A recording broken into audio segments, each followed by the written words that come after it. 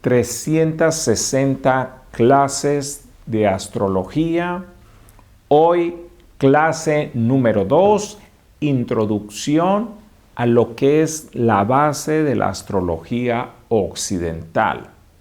Recordemos la importancia de la astrología a través de la historia. ¿Sabía usted que la astrología es parte de la historia y que los emperadores en la historia, los reyes, el faraón y todos aquellos jerarcas que han gobernado el mundo a través de la historia en la antigüedad tenían un astrólogo?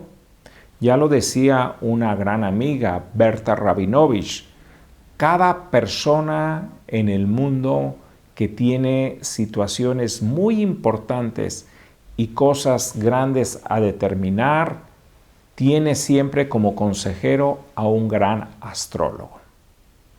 El día de ahora vamos a hablar en una forma muy sencilla cómo poder abordar esta base de la astrología. La astrología está basada en 4 principios muy básicos. Estamos hablando de la astrología occidental, un poco griega, pero también helénica desde la antigüedad y que está como conectada a una base como de nuestra cultura griega y también basada un poco en la parte de la mitología grecolatina y que nos va a permitir como entender una dimensión más clara de estos símbolos o significados planetarios. Por un lado, son 4 aspectos los que tenemos que contemplar. El día de ahora nada más le voy a poner ejemplo. La clase número 3 vamos a empezar con la parte del simbolismo y así la clase número 4 vamos a entrar con las analogías circadianas. La clase número 6 vamos a entrar con la parte astronómica y la 7 con la parte mitológica para poderla entender en esta dimensión. En esta clase 2 tan solo vamos a dar una pequeña introducción que es importante que podamos entender cómo se alinean estas 4 estructuras de pensamiento para dar un significado astrológico a los planetas, a los signos del zodiaco y que vamos a tener como esta base como muy sólida. En un principio, de dónde surgen los planetas, los signos del zodiaco, las casas astrológicas, la carta natal, son aspectos astronómicos. Nosotros nos basamos en un libro que se llama Efemérides, donde están las posiciones planetarias. Existen 2 tipos o varios tipos de versiones de efemérides. Las más exactas son unas suizas que tienen una exactitud muy grande. Esta parte de las efemérides nos van a decir día a día, por ejemplo, si son efemérides de medianoche o efemérides de mediodía. Las más populares son las de medianoche, significando que los datos que vienen en esas efemérides fueron manejados exactamente a las 0 horas. Pero como existen diversos como países donde no están alineados a esa misma hora, sino que hay cambios de horario, parten de que esas efemérides surgen en algo que se llama tiempo universal, llamado Greenwich. Greenwich, a través de la historia, los ingleses fueron los que hicieron esas divisiones del tiempo y que determinaron de Greenwich hacia el oeste es el occidente y hacia el este es el mundo del oriente. Esas efemérides reflejadas a medianoche, si nosotros las quisiéramos ver en el nacimiento de una persona y que nació a las 5 de la mañana con este cambio de horario, estaría naciendo literalmente como vienen las efemérides a las 0 horas por la diferencia del uso horario. Esto es lo importante de entender esta parte de la astronomía. Muchos queremos ya cómo interpretar el signo, el planeta, pero tenemos que tener una base racional, que es la parte del hemisferio izquierdo que va a regir la parte derecha, y la parte interpretativa, que es la inteligencia intuicional. Tenemos que tener la parte del hemisferio derecho, que es nuestra parte izquierda, que es la parte de la intuición. Esta parte nos dice que tenemos que tener un conocimiento muy básico de la parte de la astronomía. Ahora tan solo voy a dar pequeños ejemplos porque voy a introducir la base de lo que viene siendo la parte de la astrología. Esta base de la astronomía que tenemos que tener una idea de lo que representan los planetas, de lo que representa los signos del zodiaco, por qué son 12 signos del zodiaco, por qué hay una esfera o una eclíptica de 360 grados. Todo eso lo vamos a introducir en la siguiente clase que corresponda a la parte de la astronomía. Esta parte de la astronomía es tan importante porque el mundo de la astrología está basado en el mundo de la analogía. Es decir, que si yo observo cómo se comporta el planeta, yo voy a jalar esa parte de ese planeta. Es decir, que en base a cómo se manifiesta, yo voy a poder conectar con la parte del simbolismo del planeta. No estamos interpretando la parte astronómica, nada más estamos introduciendo para que si usted quiere como crecer en esta parte de la astrología y tener una cultura y una formación al grado de que usted se pueda estudiar astrológicamente, inclusive tener una cultura mayor de muchos, entre comillas, profesionales hoy en día que se conocen como astrólogos, lo puede hacer con estas 360 clases. Vamos a poner un ejemplo de cada parte, primero con una introducción, como lo he dado de la parte de la astronomía, un ejemplo como muy claro de cómo se aborda esta parte de la astronomía en la parte interpretativa. Bueno, primero, si nosotros observamos en el sistema solar, vemos que el planeta más grande de los 7 planetas tradicionales o de los 9 planetas que se manejan dentro de la astrología, vamos a observar que el planeta más importante es, o el más grande es Júpiter. Se dice que Júpiter es un planeta muy grande. Si ustedes lo pueden ver en dimensiones proporcionales, Júpiter es el planeta más grande. ¿Y qué significa que sea el planeta más grande? Significa que es expansión, crecimiento y desarrollo. Vea la diferencia de Júpiter a los demás planetas. ¿Qué es lo que nos está simbolizando? Que es el planeta de la expansión, del crecimiento.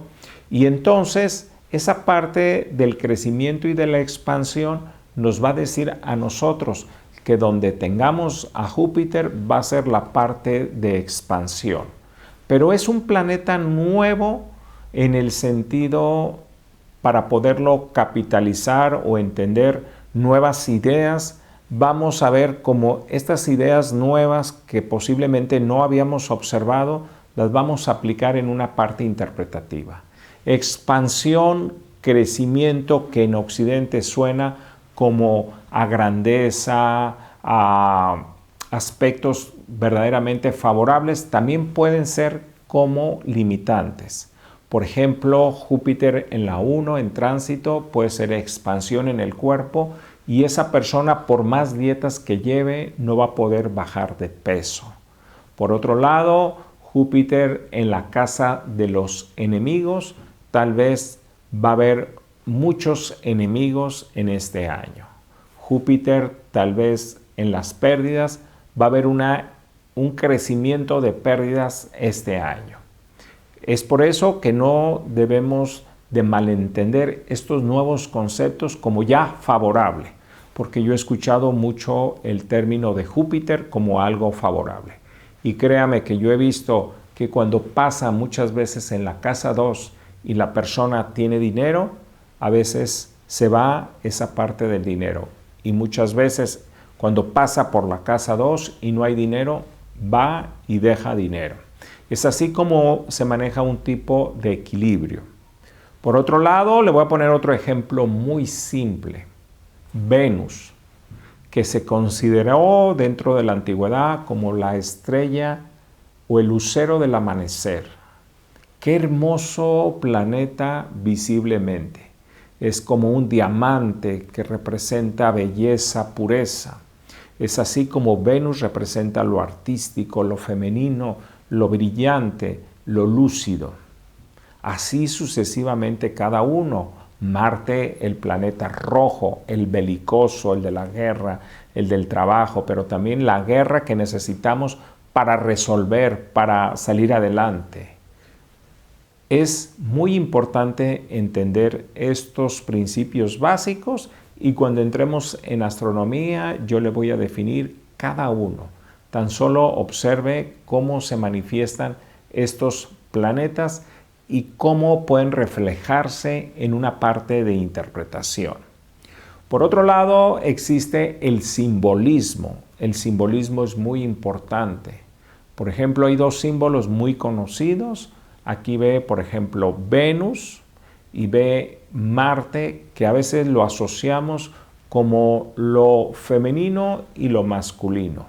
Como Venus es como un símbolo egipcio, como una mujer, y como Marte es como ese círculo donde sale su fuerza, su energía o la flecha para poder cazar, para poder lograr, es la fuerza como que se maneja dentro de la parte del hombre. Este simple símbolo nos va a ayudar a entender a través de la interpretación, porque nosotros cuando hacemos estos análisis dentro de una carta natal no vemos como Venus o vemos la parte de Marte, sino vemos los símbolos, porque los símbolos son arquetipos donde esas como simbolismos concentrados en una semilla, cuando lo vemos, se descomprimen en nuestra mente y entonces nosotros podemos hacer predicciones. Entonces es muy importante entender los símbolos. ¿Qué significa, por ejemplo, cómo se construye un símbolo? Esta parte de los símbolos es muy importante.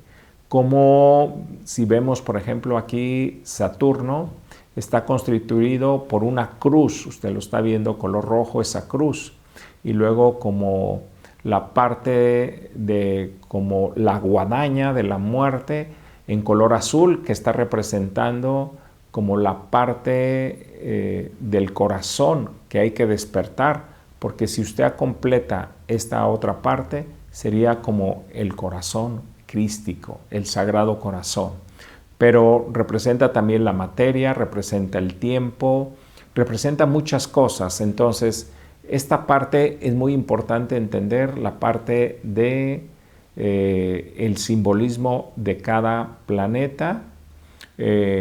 La cruz representa lo material, el círculo, el infinito, la parte espiritual. Así, la media luna hacia la izquierda, la media luna hacia la derecha. Es decir, que hay un sinfín de símbolos que en conjunto nos van a poder hablar a esa parte intuicional y que tenemos que saber cuál es el símbolo de cada planeta, de cada signo del zodiaco para poder hacer esa suma y entender en una forma abstracta este significado. Luego viene la parte mitológica, tanto griega como romana, relacionado con los planetas, hablando de la astrología occidental. Por ejemplo, quien no conoce a una Venus, la diosa del amor, quien no conoce a Marte, el dios de la guerra, quien no conoce a Zeus, que es Júpiter, el dios de los dioses, sumado con que es el planeta más grande. Entonces la mitología va a tener un simbolismo muy grande. Quien no conoce a Cronos, que es el tiempo, el señor del karma, que es Shani para los Vedas, Saturno para nuestra tradición y que tiene un simbolismo muy rico.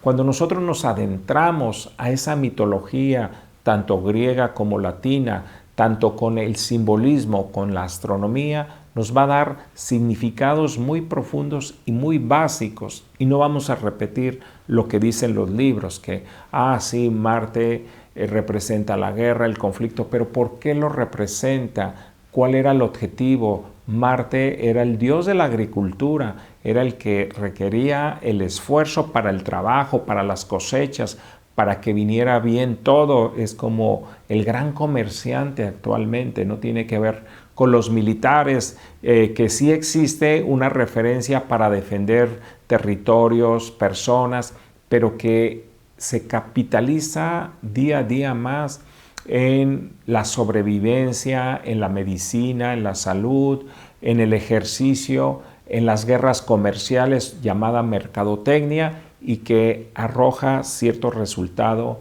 hacia esos aspectos de la mitología. Por último, las analogías circadianas. La analogía circadiana, que la astrología verdaderamente fue creada o concebida a nuestro hemisferio norte, donde existe en un 80-85% de la población, y que es donde culturalmente se ha podido proyectar más esta cultura de la astrología en sus orígenes, en sus raíces, tanto griegas y que son precisamente occidentales y del norte. Se dice que hay analogías. Por ejemplo, cuando es la etapa de lluvias en el año en el hemisferio norte, julio, que es realmente la parte de Cáncer, que es la sensibilidad y que se asocia con el llanto, con la lluvia, con lo fresco, pero también con la pasión, porque es lluvia con calor. Cuando es el día o los meses como más calurosos, que es agosto, regido por el Leo, y Leo es muy fuerte, es muy apasionado, con mucha energía, con mucha vibración. Cuando es el signo del zodiaco más frío, Capricornio, diciembre y enero, porque es una temporada fría y entonces ahí está como la energía como muy concentrada en la introspección. ¿Ha escuchado un dicho que dice enero y febrero un poco más loco? Entonces, o dice enero loco y febrero un poco más loco. Entonces, porque en febrero es Acuario y Acuario representa a locuario y tiene ese simbolismo o esa energía. ¿Por qué la muerte en el signo de Escorpión, en esa parte del otoño, donde nos adentramos a los misterios y que nuestros antiguos mexicas hacían ese culto a la muerte precisamente en estas fechas? Y también en la parte del continente europeo, los celtas utilizaban también esta fecha como algo especial porque tiene que ver con el paso al invierno o con el inicio del invierno. Aunque las fechas están muy cambiadas, déjenme decirle, los chinos tienen como una precisión más grande. Por ejemplo, muchas veces el signo serpiente, que entra como aproximadamente en mayo, dicen que es el inicio del verano y uno dice no, el solsticio de verano es aproximadamente 21-22 de junio. ¿Cómo va a ser en mayo?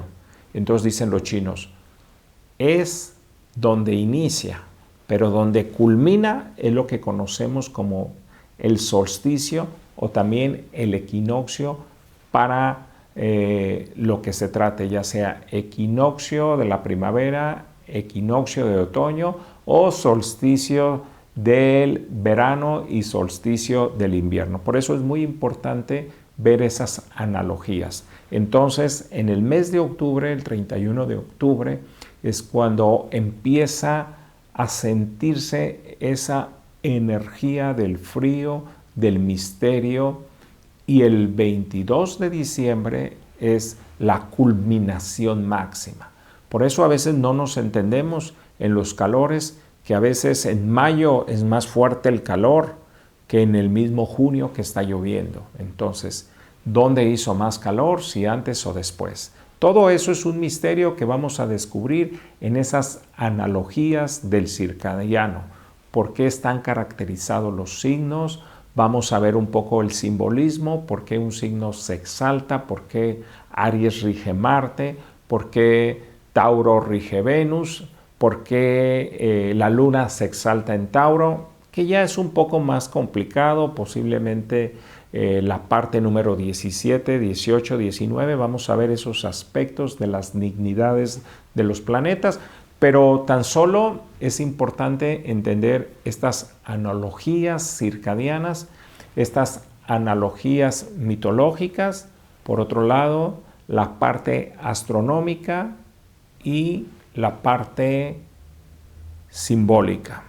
Espero haber dado muchas luces a esta parte de la base de la astrología de las 360 clases, parte número 2. Contribuyendo de mi astrólogo a su astrólogo.